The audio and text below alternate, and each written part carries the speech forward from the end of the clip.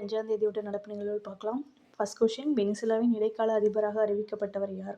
Answer Delcy Rodriguez. Second question, உலகம் உங்கள் கையில் என்ற கருப்பொருளுடன் எந்த திட்டம் தொடங்கப்பட்டது? ஆன்சர் மடிக்கணினிகள் திட்டம். தேர்ட் கொஷின், மடிக்கணினிகள் திட்டத்தின் கீழ் மொத்தம் எத்தனை மாணவர்களுக்கு வழங்க திட்டமிடப்பட்டுள்ளது? ஆன்சர் 20 லட்சம். ஃபோர்த் கொஷின், முதற்கட்டமாக எத்தனை மாணவர்களுக்கு மடிக்கணினிகள் வழங்கப்படுகிறது? ஆன்சர் 10 லட்சம். ஃபிஃப்த் கொஷின், 72வது தேசிய சீனியர் கைப்பந்து சாம்பியன்ஷிப் எங்கு நடைபெறுகிறது? ஆன்சர் வாரணாசி.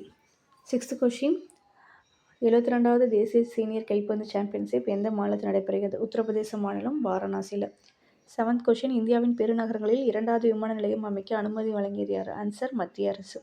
மத்திய அரசு இப்போ சென்னை மெட்ரோ அந்த நகரம்னா ஏற்கனவே ஒரு ஏர்போர்ட் இருந்தால் இன்னொரு ஏர்போர்ட் ஓப்பன் பண்ணலாம் அப்படின்னு சொல்லியிருக்காங்க. எய்த் கொஷின், புதிய விமான நிலையம் அமைப்பதற்கான 150 கிலோமீட்டர் விதி தொடர்பாக என்ன மாற்றம் செய்யப்பட்டது?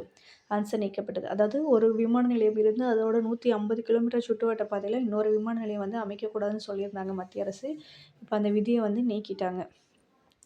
நைன்த் கொஷின், போகாபுரம் விமான நிலையம் எந்த நகரத்தில் அமைந்துள்ளது? விசாகப்பட்டினம், மாநிலம் ஆந்திர பிரதேசம். 10th கொஷின், போகாபுரம் விமான நிலையம் எந்த மாநிலத்தில் உள்ளது? ஆன்சர் ஆந்திர பிரதேசம். 11th கொஷின், புதிய வருமான வரி சட்டம் எந்த ஆண்டு பேரில் அறிமுகப்படுத்தப்பட்டுள்ளது? ஆன்சர் 2025. 12th கொஷின், புதிய வருமான வரி சட்டம் எப்போது அமலுக்கு வருகிறது? இந்த வருஷம் ஏப்ரல் 1ஆம் தேதி அமலுக்கு வருகிறது. 13th கொஷின், மத்திய நேரடி வரிகள் வாரிய தலைவர்? Answer Ravi Agarwal. 14th question, தேசிய காற்பந்து சாம்பியன்ஷிப் எங்கே நடைபெற்றது? Answer Chennai. 15th question, formula 2000 CCC பிரிவில் வென்றவர்?